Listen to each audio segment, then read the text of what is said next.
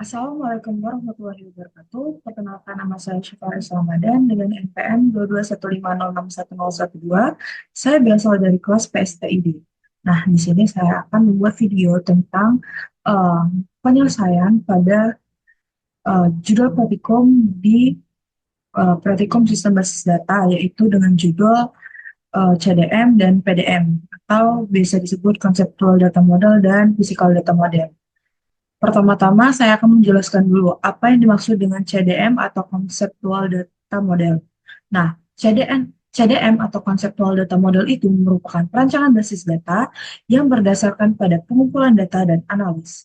CDM ini juga dapat berartikan kerangka kerja yang digunakan untuk merancang basis data yang konsisten dan interoperable. CDM ini dalam penerapannya dapat disamakan dengan ERD, yang mana fungsinya memang sama, yaitu memodelkan struktur data yang logik dari sebuah basis data. Namun, CDM ini dipakai untuk menggambarkan secara detail struktur basis data dalam bentuk logiknya. Nah, eh, di dalam CDM itu memiliki beberapa jenis-jenis objek, yaitu yaitu yang pertama ada entity atau entitas yang merupakan objek utama dalam CDM yang mewakili sesuatu yang dapat diidentifikasi dan disimpan dalam basis data. Yang kedua ada relationship atau relasi, yang mana relasi ini menggambarkan hubungan atau keterkaitan antara entitas dalam CDM. Yang ketiga itu ada inheritance atau pewarisan, yang mana konsepnya di mana sebuah entitas dapat mewarisi atribut dan perilaku dari entitas lain yang lebih umum atau indukan. Yang keempat ada association atau asosiasi, yang mana menggambarkan hubungan antara dua entitas yang tidak memiliki arah atau orientasi tertentu. Di sini saya telah membuat CDM dari jurnal yang saya ambil sebelumnya, yaitu dengan judul absensi karyawan, dengan tema absensi karyawan, yang mana di sini memiliki 5 entitas. Yang pertama ada entitas admin, lalu ada entitas user, lalu ada entitas absen, lalu ada entitas jam, dan seterusnya ada entitas cuti. Di sini pada entitas admin memiliki eh, 3 buah atribut, yaitu ada ID admin, lalu ada username admin, dan password admin. Di sini ID admin diidentifikasikan sebagai primary key yang mana merupakan kunci utama dalam entitas ini. Nah, lalu di sini saya menceklis mandatorinya, yang mana berartikan bahwa ketiga atribut ini wajib untuk diisikan nantinya pada eh, basis data yang kita buat. Lalu tipe datanya di sini saya menggunakan variabel karakter, yang mana variabel karakter itu sendiri merupakan rangkaian dari tipe data yang mempunyai bisa menggunakan karakter apa tuh namanya, nomor dan lain-lainnya. Terus panjangnya ini memiliki panjang 50. Selanjutnya saya mempunyai entitas user yang mana memiliki 8 buah atribut, di antaranya ada ID user, NIP, nama, telepon, jabatan, alamat, username, dan password. Di sini saya menceklis semua mandatorinya karena pada user ini, user wajib memasukkan nilai pada setiap atribut yang kita yang kita buat. Dia sama seperti sebelumnya, saya menggunakan beberapa tipe data, yaitu variabel karakter dengan panjang yang berupa 50. Namun pada penggunaan atribut NIP dan telepon, saya menggunakan tipe data integer karena pada nilai atribut tersebut menggunakan angka. Selanjutnya di sini ada entitas cuti, yang mana entitas cuti ini mempunyai 5 buah atribut. Yang pertama ada nama pegawai, terus ada tanggal pengajuan, tanggal mulai, tanggal selesai, dan keterangan cuti. Di sini juga semuanya saya checklist mandatory, yang artinya eh, semua atribut yang saya deklarasikan itu harus diisi nilainya. Lalu di sini tipe datanya saya menggunakan variabel karakter sama seperti sebelumnya, namun panjangnya ini saya memasukkan sebanyak 50 dan 60 karena keterangan cuti itu biasanya lebih banyak eh, apa ya, karakter yang ingin kita masukkan. Lalu di tanggal pengajuan, tanggal mulai dan tanggal selesai, saya menggunakan tipe data date yang mana itu bakal menunjukkan tanggal. Nah, di sini primary key-nya ada pada nama pegawai pada entitas ini. Selanjutnya ini ada entitas absen. Entitas absen ini mempunyai 4 buah atribut, yaitu ada ID absen, terus ada tanggal, waktu, dan nama user. Di sini primary key-nya merupakan ID absen, yang mana semua dari atribut dalam entitas absen ini saya checklistkan sebagai majority, atau nilainya harus kita isikan. Nah, di ID absen, tanggal, waktu, dan nama user ini mempunyai data tipe yang berbeda. Enggak ding, sama ID absen sama nama user. Tapi pada tanggal dan waktu itu berbeda. Pada ID absen, kita menggunakan variabel karakter dengan panjang variabel karakter itu berjumlah 50. Lalu pada atribut tanggal, saya menggunakan tipe data date atau tanggal. Lalu pada atribut waktu, saya menggunakan tipe data waktu.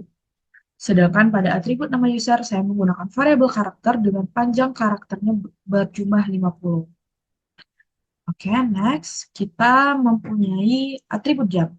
Atribut jam ini, saya mempunyai 4 buah atribut pada entitas jam, yang mana ada datang, terus ada pulang, keterangan, dan ID jam.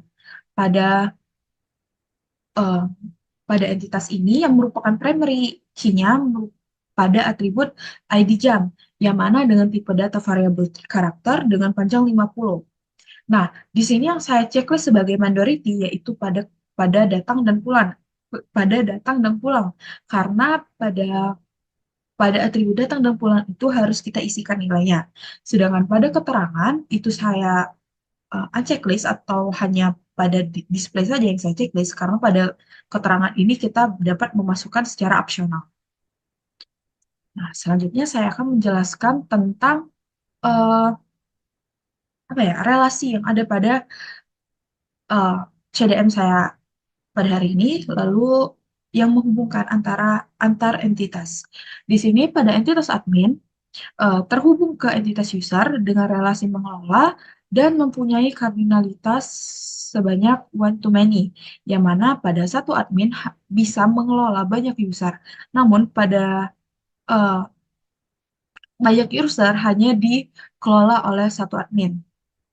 Lalu di sini terdapat entitas cuti dan user, yang mana entitas cuti dan user ini mempunyai relasi berupa mengajukan cuti dengan kardinalitasnya berupa one to one.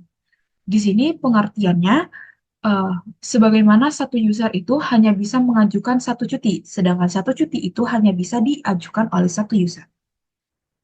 Selanjutnya, ini ada entitas user dan entitas absen yang terhubung oleh relasi menginputkan.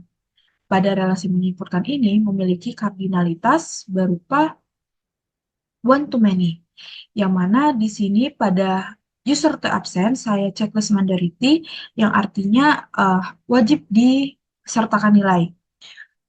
Nah, pada kardinalitas one to many ini eh, dapat kita tarik pengertian bahwa satu user itu dapat mengisikan banyak absen, sedangkan pada banyak absen itu hanya diisikan oleh satu user.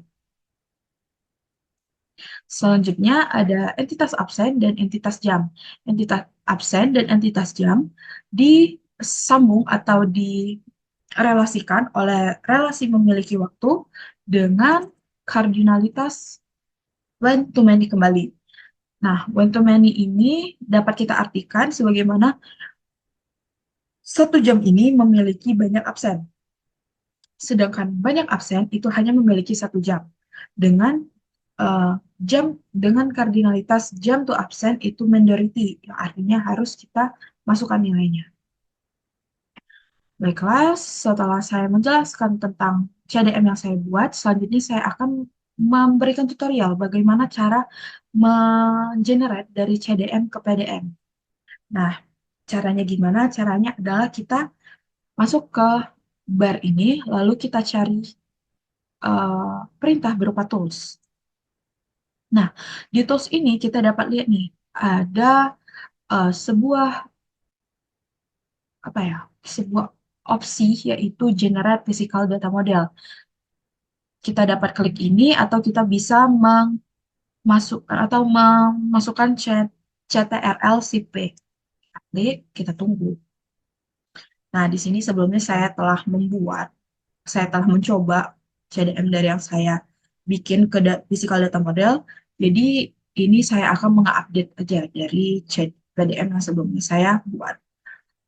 Atau kalau mau kita membuat generate physical model baru, kita klik aja ini, terus DBMS-nya kita pilih MySQL 5 dengan namanya terserah kita mau kita inputkan apa sesuai apa tuh namanya seingat kita gitu. Terus kita klik oke.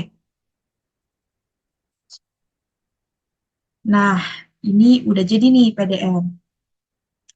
Oke, sebelumnya saya akan menjelaskan apa itu PDM.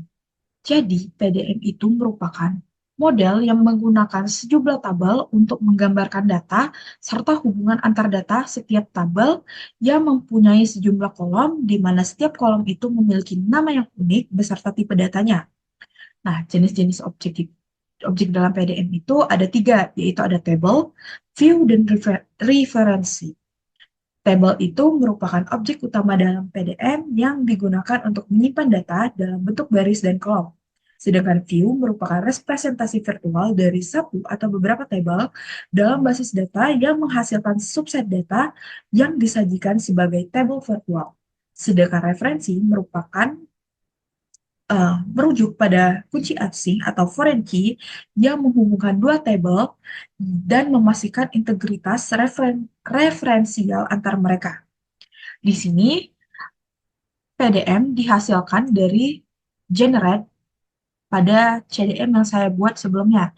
Nah, di sini nih kemarin kan tadi di CDM saya memiliki 5 buah entitas kan. Di PDM ini saya juga memiliki 5 buah entitas. Pembedanya dengan CDM, di PDM ini kita tidak terlihat nih apa aja relasi antar sesama entitas.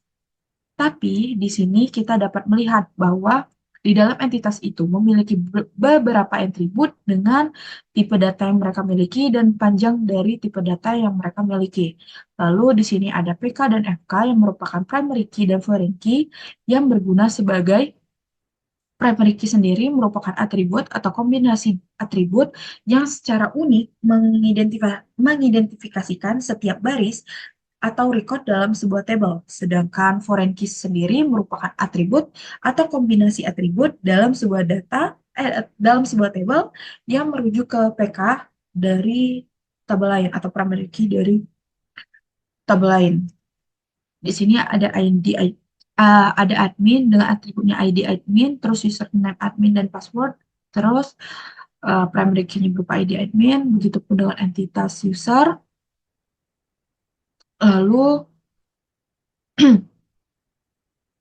lalu di sini ada entitas cuti, primary key-nya berupa nama pegawai, terus di sini ID absen, primary key-nya berupa ID absen, lalu di sini ada jam, yang mana primary key-nya berupa ID jam. Selanjutnya kita akan mengenerate PDM ini ke database. Caranya dengan mengklik database ini dan mengklik generate database. Lalu kita pilihkan direktori yang ingin kita simpan. Terus DBMSQL file namanya sesuai kita mau pilih apa. Terus ini optionnya doc table kita unchecklist. Lanjut kita oke. Nah, oke. Kita dapat nih database dari yang kita buat. Kan? Baiklah, sekian pemaparan materi dari saya. Apabila ada salah kata saya mohon maaf. Wabillahi taufiq wal hidayah. Wassalamualaikum warahmatullahi wabarakatuh. Terima kasih.